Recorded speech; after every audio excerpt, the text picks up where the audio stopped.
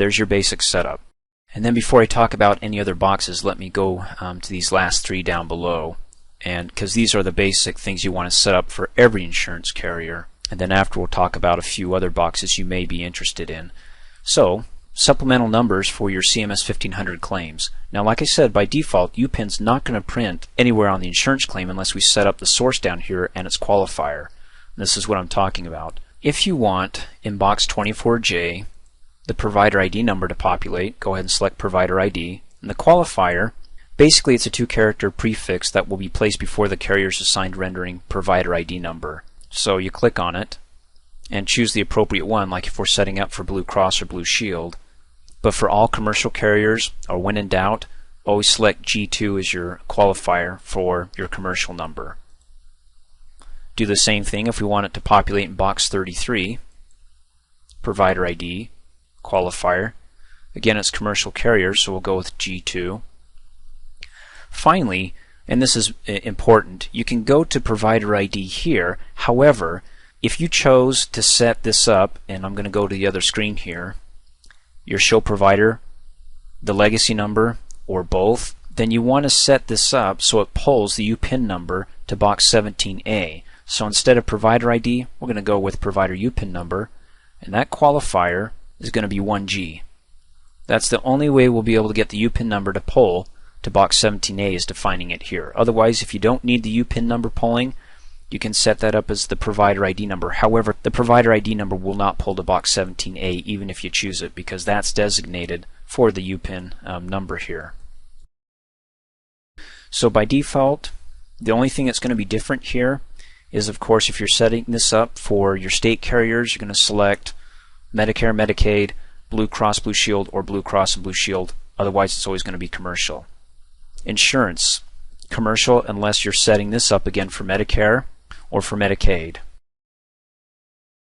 Your checkbox will always be other, unless of course you're setting this insurance up for Medicare or Medicaid or Champus. And then all three sources you can set to provider ID. However, if you chose both or the legacy number, and you want that legacy, or another name for it is UPIN number, then you want to change box 17A to pull the UPIN number to it by selecting the provider UPIN number and the qualifier 1G before it. So again, provider ID is going to populate in 24J and 33B, and right before the provider ID is going to be the qualifier G2. And you can see for both of them. Other than that, you'd be good to go, right? Go ahead and click OK. Be sure to save it.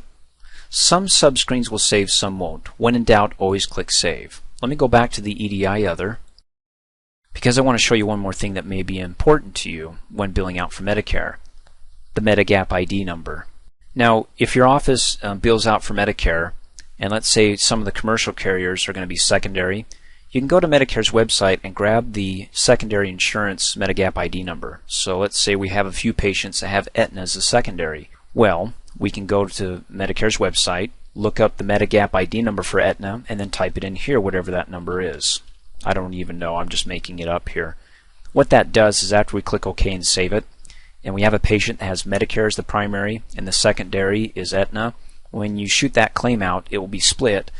Medicare will get as the primary, and of course Aetna will be the secondary, so you won't have to bill the secondary. It's a crossover. It bills out to the secondary automatically here. Actually, sometimes you'll get paid faster on the secondary than you would with Medicare here. Now, if you do decide to do this, Medigap ID, it's important that you change the insurance type to Medigap policy. What that means is that you do want to use the Medigap ID number for those who have this as their secondary. And that's going to be for commercial carriers, anybody. Of course, you won't set this up for Medicare, because Medicare isn't the secondary for themselves. This is Aetna being a secondary to Medicare. So always select Medigap policy, type in the Medigap ID number, and then click OK. Now you can say, we don't need to do this because Medicare already does this for us. That's where you're probably right, and also you might be wrong.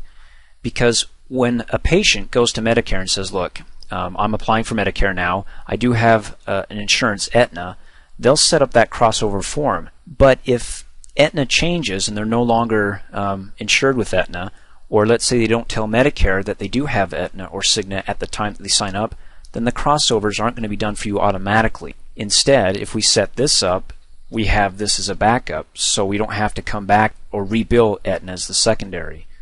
So you could go ahead and probably 90% of the time most patients will tell Medicare when they sign up what their secondary insurance carrier is, and it will do it for you, and you won't have to set this up here. But when in doubt, you can set this up for every insurance carrier. Otherwise, I'm going to go ahead and delete that and go back to commercial, because we're talking about Aetna, and in my office key I'm going to say we don't bill Medicare. Click OK. Be sure to save my work. Now, there are one or two more things before we finally finish up the training video here. That, first of all, if you're setting up Medicare or Blue Cross Blue Shield or Medi-Cal, you'll need to enter in their IDs. Remember, commercial carriers, you don't want to enter an ID in here, otherwise McKesson's going to reject it. But for Blue Cross Blue Shield, let's go ahead and click on the IDs button. Go ahead and click the ellipsis button for the provider. And if it's just one provider that we're setting up here, and we only have, it's a one doctor office, and let's say it's Dr. Rice, go ahead and double click his name, and then type in his provider ID number assigned to him by Blue Cross Blue Shield. Of course, we're pretending here, even though we're using Aetna, we're pretending it's Blue Cross. And then you can set the contracted date here for whenever it is. Double click, let's say July the 3rd, and then be sure to save your work. Once you save it, it adds it as a line item down below with the provider IDs number assigned from Blue Cross Blue Shield. Now, 90% of the time, Blue Cross Blue Shield isn't going to assign you a group number. If it doesn't, we still have to set up the group. So what that means is you want to go ahead and select the doctor's provider ID number assigned by Blue Cross, Control-C to copy it, go to your group, clears out the bottom here, then click on the ellipsis button, double click the group, go ahead and Control-V to paste it, and then save your work. For one doctor office, that's pretty simplistic here. What if we had two doctors and they both had different provider ID numbers assigned to them by Blue Cross Blue Shield? Like I said, if it's not a group number that was given to you by Blue Cross Blue Shield, because they're not assigning that out, they're just assigning provider ID numbers, then what we need to do is go back to the provider here, click the ellipsis button, set up our second provider, of course, and let's say it's Dr. Jones, double click. Go ahead and type in his number in, whatever that is, contracted date if you'd like, and then be sure to save it. Once you save it, now we have two different provider ID numbers, and Blue Cross wants us to add this provider ID number, so let's go back to the group here. Now this one is tied to Dr. Rice. We need another one tied to Dr. Jones. But the problem is we only have one group. I mean, if I click on the group ellipsis button again, I double click this, I'm basically overwriting it. In other words, I need a group for each doctor here. And this only entails Blue Cross Blue Shield, only if you are assigned a provider ID number and not a group number. We're trying to say the provider ID is also the group ID. So we need, for two doctors, we need two group IDs, or at least the same ID from each doctor having their own separate groups.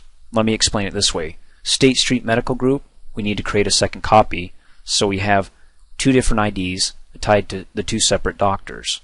So I'm going to click Clear, and let me work through it, and maybe this will make more sense once we completed it. Click on the ellipsis button for the group. Now we don't want to select the same group, but we'll click Add New. And then what we want to do is you want to go ahead and type in all the information that we want for the same practice, but tied to the different doctor, or Dr. Jones. So what we can do is click on Defaults, and then it says for your convenience we've added the defaults from the main group here. We can go ahead and click OK. We want everything to be the same, unless we want to change the federal ID or CLIA number or license. Go ahead and change that accordingly. And then for Dr. Jones, let's just change the code. SS, and we'll say JON for Jones. Save it. Now we have two. We can associate the SMC with Dr. Rice and the SS John for Jones. Close. There's Jones. Double click. Go ahead and type in Jones, his provider ID number that was assigned to him by Blue Cross, and then click Save. If you have 2 or 3 or 4 or more doctors, no group number, you'll do the same thing. You'll add all your providers here, their provider ID is assigned by Blue Cross, then you go to the group, you'll create defaults or duplicates of the group, except the code's going to be different, and also their provider ID is going to be whatever Blue Cross Blue Shield assigned to them. Then that's it. I'm going to go close out. Of course, save isn't available. There are some screens where you need to save your subscreens and some you don't. You'll get the hang of it, but for IDs you don't. For EDI, if you work in there at all, make changes.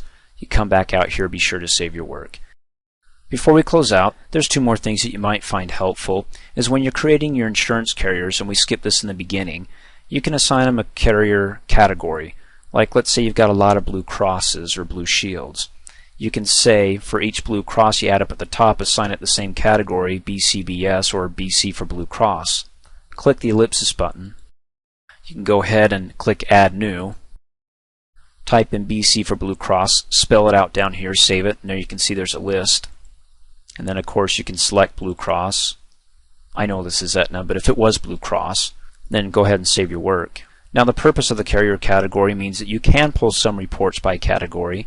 Now aside from pulling reports in by category or carrier category here, another nice thing that you can do is that if you've got, let's say, 10 Blue Cross Blue Shields entered in here as insurance carriers, and they're all tied to BC.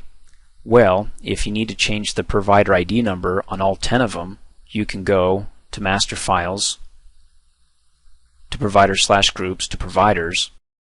Stay with me on this. We're going to select our doctor, click on the IDs button, and then we said BC for the carrier category. Type in BC, hit the Tab key.